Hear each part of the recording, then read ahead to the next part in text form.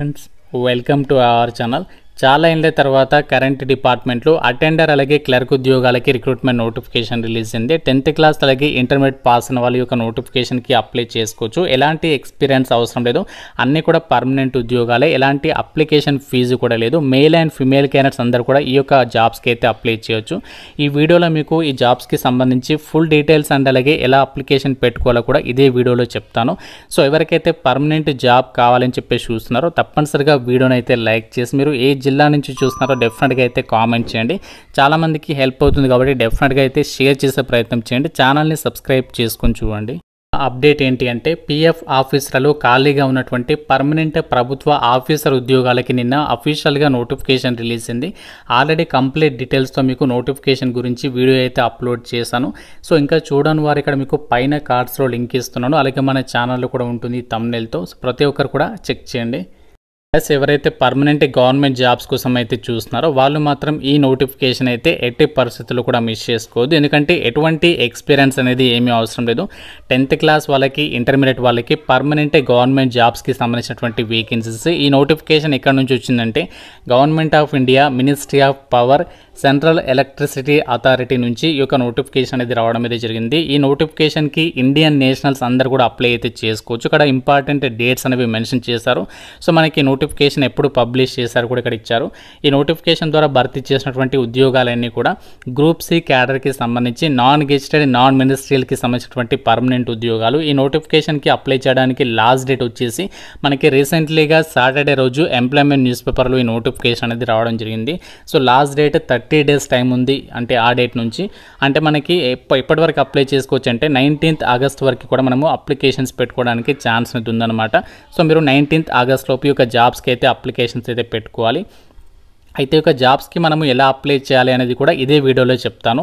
ముందుగా ఇక్కడ పోస్టులకి సంబంధించి డీటెయిల్స్ విషయానికి వచ్చినట్లయితే, ఈ యొక్క గ్రూప్ సి క్యాడర్కి సంబంధించి ఏదైతే పవర్ డిపార్ట్మెంట్లో భర్తీ చేసినటువంటి పోస్ట్ ఉన్నాయో ఇందులో మనకి క్యాంటీన్ అటెండర్ అలాగే క్యాంటీన్ క్లర్క్ అని చెప్పేసి ఒక జాబ్స్ అనేవి భర్తీ చేస్తున్నారు. అన్నీ కూడా పర్మనెంట్ ఉద్యోగాలు, డైరెక్ట్ రిక్రూట్మెంట్ పద్ధతిలో అయితే భర్తీ అయితే చేస్తున్నారు. ముందుగా మనకి క్యాంటీన్ అటెండర్ ఉద్యోగాలకి సంబంధించి డీటెయిల్స్ విషయానికి వచ్చినట్లయితే, ఈ జాబ్స్కి సంబంధించి మీరు మెట్రికులేషన్ పాస్ అయినటువంటి వాళ్ళు, అంటే 10th క్లాస్ పాస్ అయిన వాళ్ళు అప్లై అయితే చేయొచ్చు. జనరల్ కేటగిరీకి ఇచ్చారు కాబట్టి మీరు ఏ క్యాస్ట్ వాళ్ళైనా అప్లై అయితే చేసుకోవచ్చు అనమాట. అలాగే మనకి క్యాంటీన్ క్లర్క్ అని చెప్పేసి జాబ్స్ ఉన్నాయి. వీటికి వచ్చేసేమో కామర్స్ విభాగంలో ఇంటర్మీడియట్ వాళ్ళు, అంటే లైక్ సిఈసి వాళ్ళు ఈ యొక్క క్యాంటీన్ క్లర్క్ పోస్టులకి అయితే అప్లై చేయొచ్చు. మీకు ఇది క్లర్క్ జాబ్ కాబట్టి టైపింగ్కి సంబంధించి స్కిల్స్ అయితే ఉండాలి. ఇంగ్లీష్లో 35 words per minute టైపింగ్కి సంబంధించి స్కిల్స్ అయితే ఉండాలి. జనరల్ కేటగిరీకి వేకెన్సీ అనేది కేటాయించారు. మీకు ఎలాంటి ఎక్స్పీరియన్స్ అనేది అవసరం లేదు, ఎసెన్షియల్ క్వాలిఫికేషన్స్ మాత్రమే ఉంటే సరిపోతుందన్నమాట.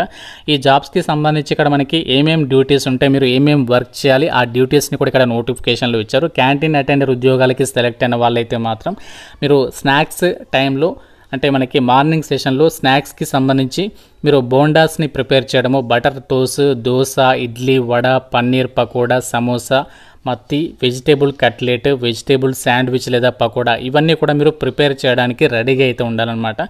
అలాగే లంచ్ టైంలో వచ్చేసేమో చపాతీ కానీ, కర్డ్, దాల్, పూరి, రైతా, రైస్, సబ్జీ, సాంబార్, సూప్, వెజిటేబుల్ డిషెస్కి సంబంధించి, అలాగే స్వీట్ డిషెస్కి సంబంధించి కూడా ఇవన్నీ కూడా మీరు ప్రిపరేషన్ అనేది చేయడం అయితే రావాలి. అలాగే ఇంకా వాళ్ళు ఇన్ఛార్జ్ ఎవరైతే ఉంటారో క్యాంటీన్కి సంబంధించి, వాళ్ళు ఇంకా ఏదైనా అడిషనల్గా డ్యూటీస్ చెప్తే ఆ డ్యూటీస్ని కూడా పర్ఫామ్ చేయడానికి రెడీగా ఉండాలన్నమాట. అంటే ఇక్కడ క్యాంటీన్ అటెండర్ కాబట్టి మనకి వంట గదిలో అయితే వర్క్ అనేది ఉంటుందన్నమాట. అంటే మనకి ఆఫీస్ వర్క్ అయితే కాదు, పవర్ డిపార్ట్మెంట్లోనే. కాకపోతే పవర్ డిపార్ట్మెంట్లో కూడా ఆఫీసెస్ అయితే ఉంటాయి కదా, ఆ యొక్క క్యాంటీన్ ఆఫీస్లలో, అంటే క్యాంటీన్ సెక్షన్లో మనకి ఈ యొక్క జాబ్స్ అనేవి భర్తీ చేస్తున్నారు. చాలా బాగుంటుంది వర్క్ అనేది.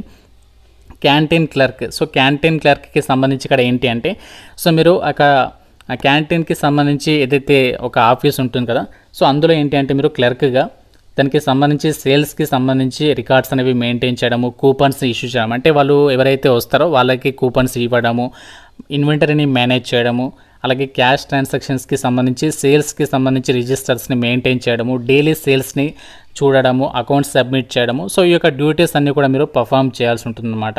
అలాగే ఈ యొక్క జాబ్స్కి సంబంధించి అప్లై చేయడానికి సంబంధించి మనకి ఇక్కడ అప్లికేషన్ ఫామ్ కూడా ప్రొవైడ్ చేస్తారు. మీరు ఇక్కడ చూడండి, లాస్ట్లో అయితే మీకు కనిపిస్తుంది. ఇంకా మీరు కొంచెం కిందికి స్క్రోల్ చేస్తే సపరేట్గా మనకి అప్లికేషన్ ఫామ్స్ అనేవి ప్రొవైడ్ చేయడం అనేది జరిగింది.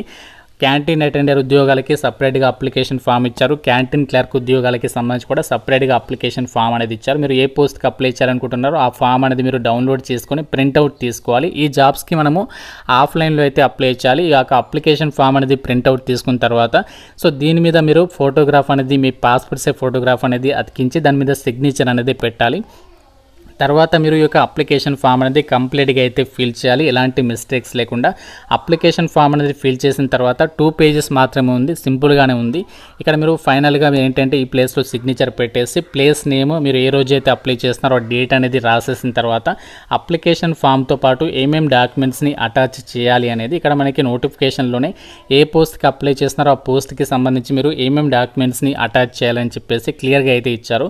సో మీరు ఏ పోస్ట్కి అప్లై చేస్తే ఆ డాక్యుమెంట్స్ అన్ని కూడా జిరాక్స్ కాపీస్ మాత్రమే అటాచ్ చేయాలి. అప్లికేషన్ ఫామ్కి ప్రతి జిరాక్స్ కాపీ మీద మీ సిగ్నేచర్ పెట్టాలి. లేకపోతే ఒకవేళ గెజిటెడ్ ఆఫీసర్ మీకు తెలిసిన వాళ్ళు ఉంటే గెజిటెడ్ ఆఫీసర్ తోటి కూడా అటెస్టేషన్ అనేది చేయించవచ్చు అనమాట. ఇక్కడ ఆర్ అని చెప్పేసి మెన్షన్ చేశారు కాబట్టి ఇది కంపల్సరీ కాదు. ఒకవేళ మీరు సెల్ఫ్ అటెస్టేషన్ చేసేస్తే సరిపోతుందన్నమాట. ప్రతి జిరాక్స్ కాపీ పైన మీ సిగ్నేచర్ అనేది పెట్టేసిన తర్వాత అప్లికేషన్ ఫామ్ అనేది ప్రాపర్గా ఫిల్ చేసిన తర్వాత అప్లికేషన్స్ అనేవి మనము ఏ అడ్రస్కి పంపించాలో కూడా ఇక్కడ నోటిఫికేషన్లో అయితే క్లియర్గా ఇచ్చారు.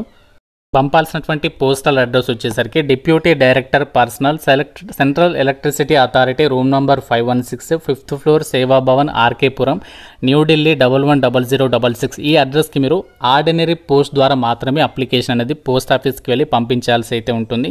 సో మీరు speed post, register post, email అయితే చేయడానికి వీల్లేదు అని చెప్పేసి నోటిఫికేషన్లో క్లియర్గా అయితే ఇచ్చారు.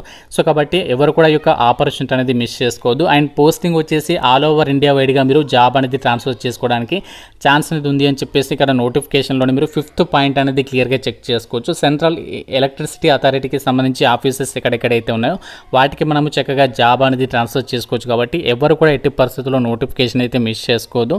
సో మనకి అప్లికేషన్ ఫీజు గురించి ఎక్కడ కూడా మెన్షన్ అయితే చేయలేదు కాబట్టి అప్లికేషన్ ఫీజు లేదు కాబట్టి సో ప్రతి ఒక్కరు కూడా అప్లికేషన్స్ పెట్టుకునే ప్రయత్నం అయితే చేయండి. ఇంకా మీకు నోటిఫికేషన్కి సంబంధించి ఏదైనా డౌట్ ఉంటే నాకు కామెంట్ రూపంలో అడగండి. మీకు అన్ని డీటెయిల్స్ని కూడా ఈ వీడియోలో అయితే ఎక్స్ప్లెయిన్ చేయడం అయితే జరిగింది.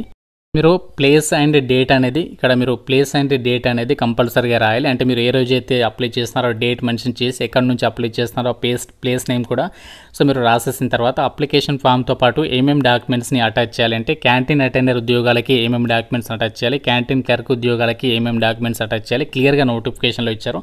సో అన్నీ కూడా ప్రాపర్గా జిరాక్స్ కాపీస్ 10th మెమో, అలాగే ఏదైతే క్యాస్ట్ ఉంటుందో caste certificate number, employment exchange సంబంధించినటువంటి ఇది ఉంటుంది కదా మనకి, ఎంప్లాయ్మెంట్ ఎక్స్చేంజ్కి సంబంధించి రిజిస్ట్రేషన్ చేసుకున్నది ఉంటే పెట్టండి, లేకుంటే అవసరం లేదు.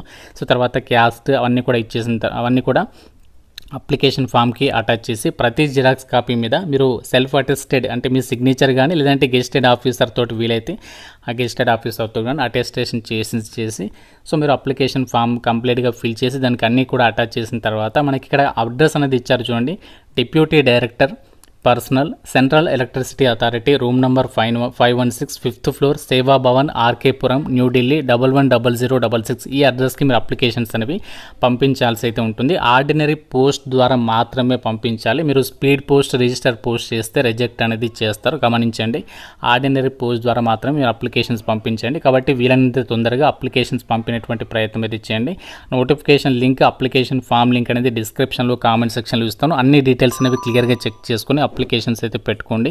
సో ఇంకా మీకు నోటిఫికేషన్కి సంబంధించి ఏదైనా డౌట్ ఉంటే నన్ను కామెంట్ రూపంలో అడగండి. ప్రతి ఒక్కరు కూడా లైక్ చేసి ఒక వీడియోని మీ ఫ్రెండ్స్తో అయితే షేర్ చేయండి. ఛానల్ని సబ్స్క్రైబ్ చేసుకోండి. Thank you so much guys.